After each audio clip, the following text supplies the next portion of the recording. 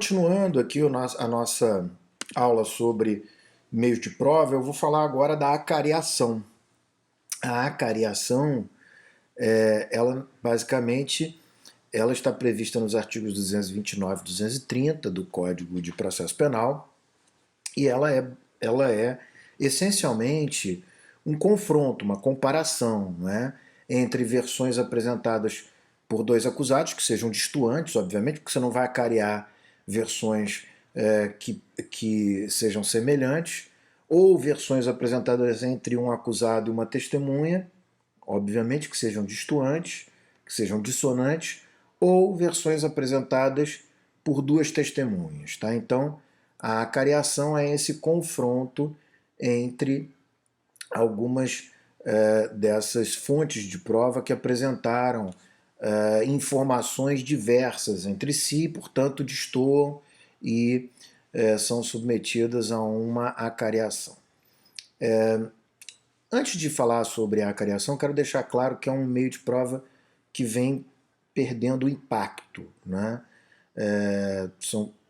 Acho que eu já falei isso várias vezes, tenho 22 anos de advocacia, já passei por algumas acariações durante esses 22 anos, mas desde 2008, quando o procedimento converteu a produção de prova todas em uma audiência única, basicamente na audiência de instrução e julgamento, a acariação ela passou a ser menos aplicada. Né? Ela era mais aplicada quando o procedimento era escalonado em várias audiências, porque chegava ao fim de uma audiência e percebia-se que a versão apresentada por uma testemunha de acusação era uma versão diferente da apresentada por uma testemunha de defesa, ou que a versão apresentada pelo acusado lá na primeira audiência era diferente daquela apresentada por uma testemunha de defesa, e assim vai, e aí pedia-se a acariação.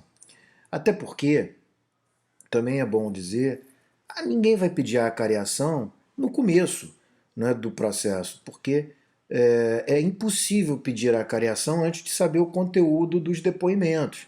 Então a acariação é tipicamente um meio de prova que é pedido ao final da produção de prova. E como se sabe, e eu já falei isso, no procedimento sumário e no sumaríssimo é impossível, porque não há pedido de diligências após o interrogatório. Ele é, portanto, típico do procedimento ordinário e dos procedimentos que desembocam no procedimento ordinário, basicamente os especiais. Então, a acariação é cada dia menos aplicada, mas ela ainda existe, ela ainda está prevista. E ela consiste, basicamente, no ato de reperguntar os acareados. Vamos resumir assim. Então, duas fontes de prova que prestaram depoimentos dissonantes são levados à acareação numa audiência e o juiz, então, repergunta sobre os pontos de divergência, apontando que existe uma divergência, dando a eles a oportunidade de explicarem, se retratarem, né, voltando atrás, ou manterem o que depuseram, né, aquele conteúdo do depoimento. Essa acariação é reduzida a termo, ou seja, registrada, né, a termo ou gravada, porque hoje as audiências são gravadas em áudio e vídeo, então gravadas e levadas ao processo. Basicamente é isso a acariação. Obviamente que a acariação ela pode gerar a consequência do juiz compreender no momento da sentença que um deles está mentindo, mas também pode o juiz compreender que eles tiveram percepções diversas sobre fatos semelhantes, o que pode acontecer perfeitamente, não é? Mas se o juiz entender que um deles está faltando com a verdade, entender que há falso testemunho, como nós já vimos lá pelo artigo 211, ele extrai peças para o Ministério Público. Não é? Isso é o procedimento, isso é o meio de prova chamado de acariação. Eu passo agora, então, ao meio de prova documental e começo explicando que os documentos eles podem ser juntados em qualquer fase do processo, qualquer momento.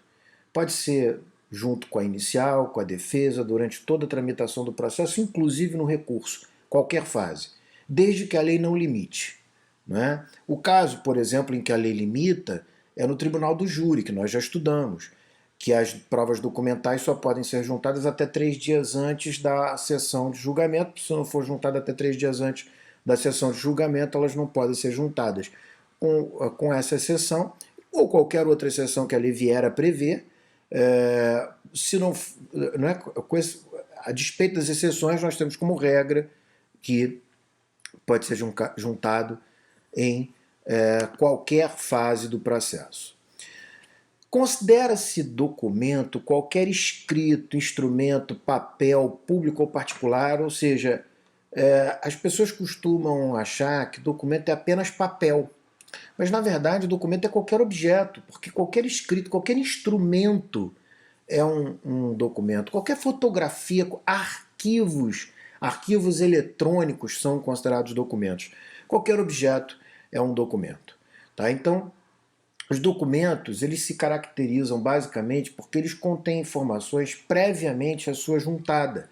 Observem a diferença entre uma prova pré-constituída, cuja informação é pré-constituída, que é o caso dos documentos, das provas constituendas, cujas informações vão ser extraídas da fonte posteriormente, ou né, durante o processo, né, durante o curso do processo. Uma testemunha, ela tem informações na sua memória, mas as informações vão ser extraídas da memória da testemunha por meio de perguntas realizadas dentro da audiência de instrução e julgamento. Os documentos, eles têm todas as informações pré-constituídas, vão ser apenas inseridos, juntados no processo. São documentos, portanto, qualquer objeto que contenha informações que são pré-constituídas e vão ser apenas levadas para dentro do processo. Daí porque considerar como documento um papel em que uma testemunha redige por escrito o que ela sabe, na verdade, é uma prova anômala. É tentar transformar um meio de prova testemunhal num meio de prova documental, que é absolutamente irrito, porque as provas documentais são pré-constituídas. Então, se elas forem constituendas, né, elas não são provas documentais. As provas documentais, portanto, elas são produzidas por meio de juntada, porque a informação já está constituída. E como a informação já está constituída, é o único caso adequado em que o contraditório é feito de maneira diferida ou postergada. Você não pode, obviamente, submeter um documento ao contraditório direto na medida em que o contraditório direto é caracterizado pela participação das partes na extração da informação da fonte. Então, se você não vai extrair a informação da fonte com participação das partes, porque a fonte já está com a informação pré-constituída, o contraditório é diferido. Ao juntar o documento, intima-se a parte contrária se manifesta sobre aquele documento. Os documentos em língua estrangeira devem ser traduzidos para o português. Se um documento for impugnado como falso, ou seja, se for contestada a veracidade de um documento pela parte contrária que o produziu, então nós estamos diante de um caso em que se deve instaurar um incidente de falsidade. Né? Esse incidente de falsidade está regulamentado no artigo 145 até o artigo 148 do Código de Processo Penal. Quando arguída a falsidade por escrito, cabe ao juiz mandar instaurar em apartado um incidente de falsidade. Portanto, essa impugnação à veracidade do documento, ela gerará um incidente apartado. O juiz vai mandar a parte que produziu o documento responder à impugnação no prazo de 48 horas. O juiz, então, abre 3 dias sucessivamente para o impugnador e para o impugnado, sucessivamente, 3 dias, para cada um apresentar a prova das suas alegações, inclusive pode ser pedido de perícias, né? Então, realizadas as diligências que forem ordenadas pelo juiz, o juiz vai decidir. Se ele entender que há falsidade, ele vai mandar desentranhar o documento e enviar a cópia dos autos ao Ministério Público, porque, afinal, se houver alguma falsidade documental, há crime. Né? É claro que nem todas as diligências são necessariamente perícias, porque a arguição de falsidade pode ser de falsidade ideológica, ou seja, do conteúdo e não da forma. Então, se a falsidade arguída for de conteúdo e não da forma, a perícia não vai constatar a falsidade do documento, tá? Então, uma vez impugnado, são as partes que vão definir qual é a prova que elas vão pedir para produzir, para demonstrar aquilo que se alega. O último meio de prova previsto no Código de Processo Penal são os indícios, que particularmente para mim não deveria ser considerado um meio de prova. Até porque, cá entre nós, o indício, na verdade, tal como está previsto no artigo 239, ele é um raciocínio. A prova, na verdade, já foi produzida. Então, indício é quando se tem uma circunstância que é conhecida e provada, portanto, já existe uma prova produzida, um meio de prova, um meio de obtenção de prova produzido que prova um fato, e que esse fato provado permite concluir a ocorrência de um outro fato por indução, por um raciocínio indutivo. Portanto, o raciocínio, tal como está previsto no artigo 239, não é uma prova, é um raciocínio. Parte de uma prova para raciocinar a ocorrência de um outro fato, né, ou de uma outra circunstância. Por exemplo, uma testemunha diz: olha, eu escutei um estampido da minha casa, corri para a janela. Quando eu olhei pela janela, tinha uma pessoa no chão ensanguentada e outra correndo com uma arma na mão. Ora, veja, essa testemunha, que é uma prova testemunhal, por isso eu digo o indício não é uma prova, não é? Então a prova testemunhal, ela comprova uma circunstância. Houve um estampido, segundos depois, a pessoa que ouviu o estampido presenciou uma pessoa caída no chão ensanguentada e a outra correndo com uma arma na mão.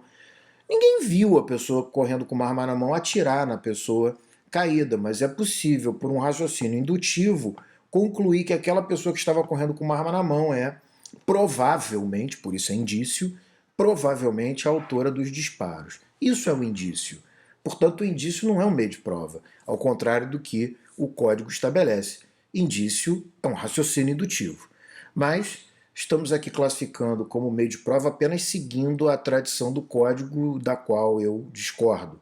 Como de resto discordo também do fato de que o Código prevê a busca e apreensão como um meio de prova. Na verdade, a busca e apreensão, que será o objeto da nossa próxima aula, é um meio de obtenção de prova. Vamos falar sobre ele na próxima aula.